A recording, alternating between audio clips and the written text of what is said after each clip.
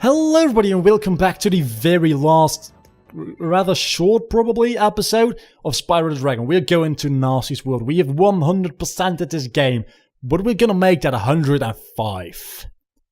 You heard me correctly. 105%. Because I have completed the game entirely and now this opens up for me. Gnasty's loot.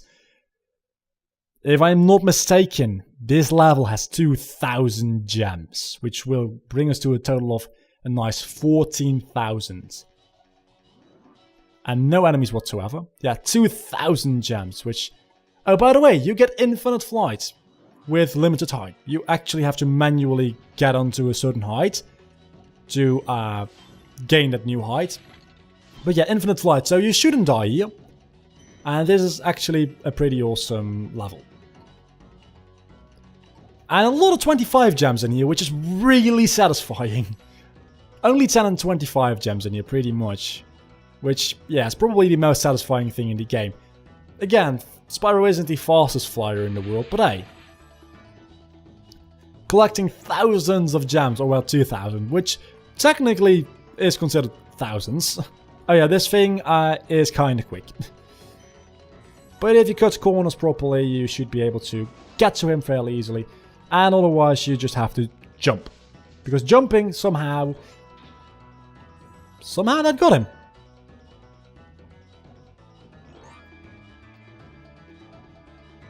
So, yeah.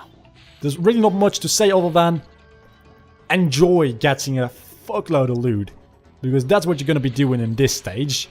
Getting a huge amount of loot. That's why it's called Gnasty's loot. So what you do is you find the key thief on every single floor, and then you get unlocked for the next floor, which will allow you to fly a bit higher and gain more loot.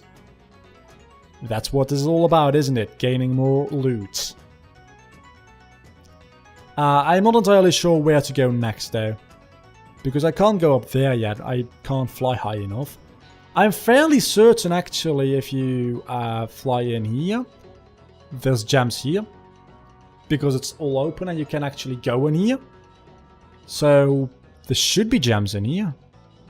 This actually reminds me of Rayman 2's final boss, which Rayman Revolution Let's Play is also available on my channel. It's not as good of a quality because I think it's, by this time, it's a year old. Probably something like that. Oh yeah, you can cut this one off fairly easily. Oh no, he just moved away from you in general. Okay. Oh, does he move in the pattern? I don't know. They're really easy to flame, especially if you do the whole jumping thing. Yeah. Talking about jumping, actually, you can double jump. It's a glitch in Spyro 2. Before I start recording that Let's Play, which will be a while, I should look into that. I can't get up there yet, can I? No. Oh, I just got a key, obviously. Obviously, I know where to go now. I should be going right about over... Oh, that's the exit to the stage, by the way. Right over here. That's where I'm supposed to go next. Unlocking the next height. And... Oh, that's probably the thing that allows me to... That's probably the key. We're not gonna have another act thief. We're gonna have to chase that fucking thing for the key. And we're not gonna be able to chase it. We're gonna have to be smart about it. Oh, it is an act thief. Oh, and you have to be around here because otherwise... Oh, that sucks so badly. Well, let's first... Oh. Can I get super breath in here somewhere? Oh, no. No, there's just a fuckload of rockets around here. Can I get up here? No, I can't. That's a clear answer. No, I can't. This level is actually well made. There's little way to abuse it as far as I know. I don't think you can actually abuse this in any way, shape or form.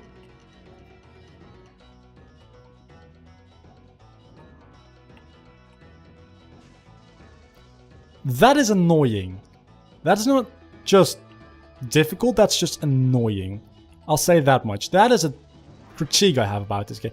Does it just keep high when you're high?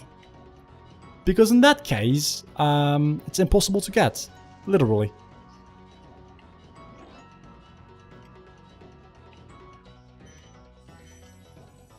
Let's see. Also, we've just gotten more gems than ever possible in any other stage. I just want to point that out. Yeah, it literally keeps itself high whenever you are up there. So, I suppose there's another Egg Thief somewhere. It's got to be. There's no way there isn't.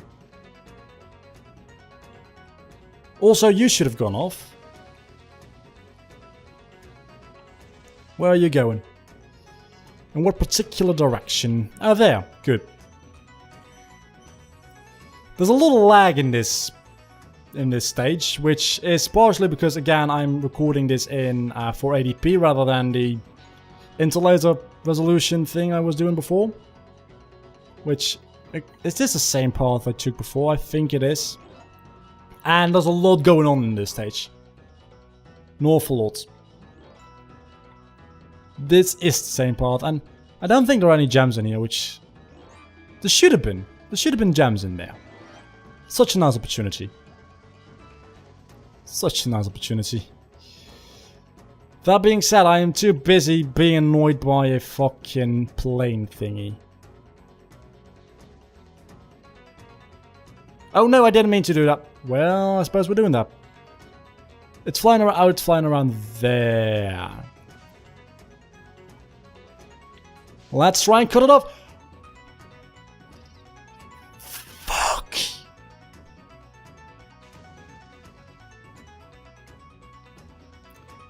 I think you can cut it off. Yeah, it's making a bigger loop than it needs to, so you can... And then I cut it off a bit too much. You're gonna have... I was gonna say, you're gonna have to have a key, because if you don't have a key, I'm gonna be pissed. I was gonna be really pissed if he was just there to, like, distract you or something ridiculous like that. Oh, that is why this is here.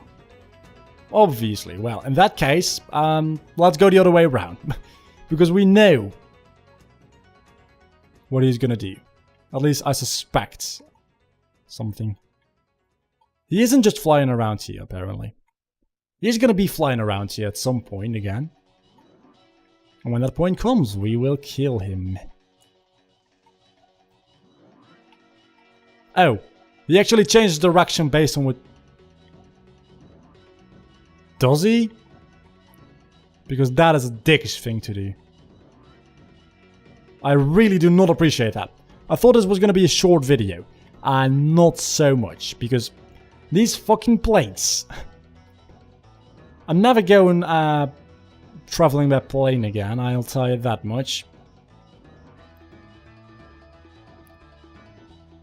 So what are you doing? What are you doing? Where are you? That is my first question. Ah, there you are. Are you? I can't fly that high, that is kinda annoying. Just give me this couple of extra pixels and... A lot of things that Spyro does right, and a lot of things which I really don't get about the decisions. Like, really, there's a couple of extra pixels really I've just appreciated if you'd given them to me in height. But no, you didn't. Why? It's not like I can abuse it elsewhere, and if so, just make that a couple of pixels higher, if you really need to do so. So, I have no freaking clue how to cut this guy off, because he's going so damn fast. I literally think there's no way of doing that. Is he back up here again? Yeah. He keeps waiting up here. So, you do have to change directions to catch him, that's the only way. I'm like 99% sure that this has got to be the only way. Or maybe it's because I get too far away from him and he despawns, but... It seems like it, because I don't see him. That's the point. But he's so damn fast. How am I supposed to keep up with something that's this damn fast?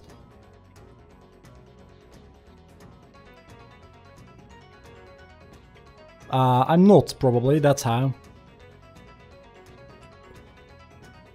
I think I am just as fast, but a little bit faster, but just by a bit. I probably have to fly perfectly a couple of laps for him to actually be close enough to flame. Thing is, I don't have to charge.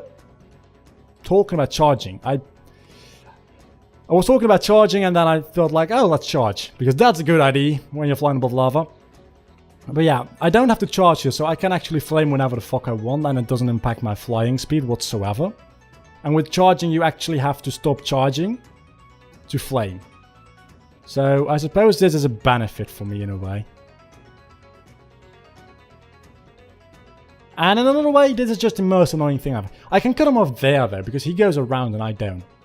I just cut that corner off entirely, so that's probably the way I'm supposed to catch up to him. But man, for a children's game, I suppose this is more hardcore because you've completed the entire game already so far. So I suppose this is a bit more hardcore than just the normal game. But still, for a children's game, this is kind of difficult. That being said, again, it's a retro game. Those are supposed to be a bit more difficult, aren't they?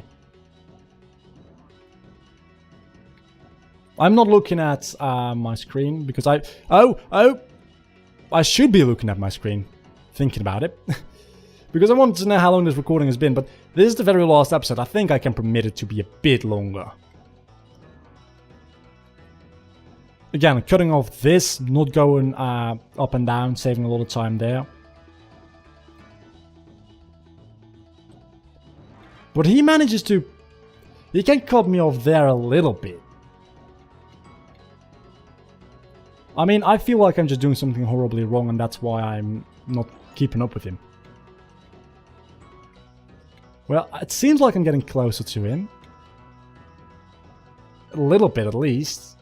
Sometimes. Then again, sometimes it seems like he speeds up and I just lose track of him. Because I'm still as far away as ever. But now it seems like I'm closer. Which doesn't make a huge amount of sense. Maybe I'm supposed to charge there for a second or something. There's literally not a difference between me doing this last time and me doing this time. It seems like there is here though. Oh, there sure as hell was there. But now there isn't anymore. I'm gonna try and charge here. No, that loses time. That loses a huge amount of time. Let's try and go around the other way. Maybe that actually makes any difference. He's not back yet. What? Still here somewhere? No, he isn't. He just despawns. How the fuck are you supposed to do this? I'll cut until I have it. Oh, come on, almost. Okay, hello guys. I think I found out how to do it. Cutting him off. Yep, I got it. I got a key. That took me, I think, just like 3 or 4 minutes. But still, man, that is difficult. I may be doing it entirely the wrong way, and that's why it's so difficult. But still, man, wow. At least I went through a lot of pain to get that. One jam. That all for the one jam that completes the game. If you don't do that, you're just missing 10 jams. Am I right about that? Am I right in thinking that? Because if I am, that is bullshit. At least give me like another height level for doing something that difficult. Also, I lost sparks in the process, so I actually have to pick up every single gem manually, which... First world problems, I know. But after doing all of this, I really don't feel like picking up every single gem manually. How many gems do I have? Oh, 110% it's going to be at the end of the day, probably. Maybe more, 120? Oh, thank you for 75 gems. That's what I needed. That is what I needed. Can I get... Oh, I can get up here. Satisfaction. This... No, I'm sorry. This is satisfaction. Oh, yeah. Give me them gems. Give me all the gems. This is satisfaction. Okay. I'm totally okay all of a sudden with that annoying plane. This is satisfaction at its best. Look up the word satisfaction in the dictionary and you'll probably find a link to this part of this YouTube video. Oh man, this is so satisfying. You have no idea. So that brings us to 2,000 gems in total, and we are going to get the, I suppose it's kind of the secret ending of this game, when we're at 120%. So let's take our leave one last time from this stage. The secret ending, I suppose? Go right about now!